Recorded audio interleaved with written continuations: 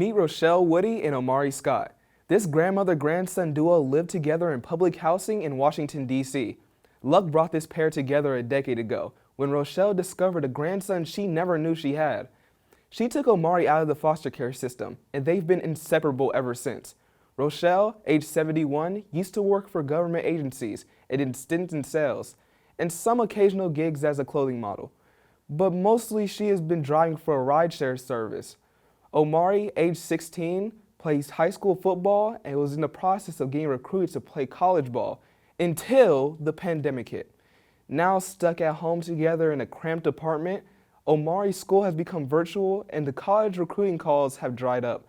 And Rochelle understandably doesn't want to drive strangers in a car due to the risk of COVID-19. Unfortunately, Rochelle and Omari are now facing eviction. What? They can't do that. Where will they go? Well, because so many Americans have lost their jobs during the pandemic, Rochelle and Omari's eviction story unfortunately is only one of millions right now. When the pandemic hit the U.S. back in March 2020 and everything shut down, causing many to lose their jobs, there was an instant fear by families across the country. How will I be able to pay my rent? This fear was compounded by the fact that the very thing that may cause their eviction, COVID-19, will become even more dangerous if they were out on the street. To help combat this issue, in September 2020, the Centers for Disease Control, CDC, issued the National Eviction Moratorium, which prohibits landlords from evicting tenants.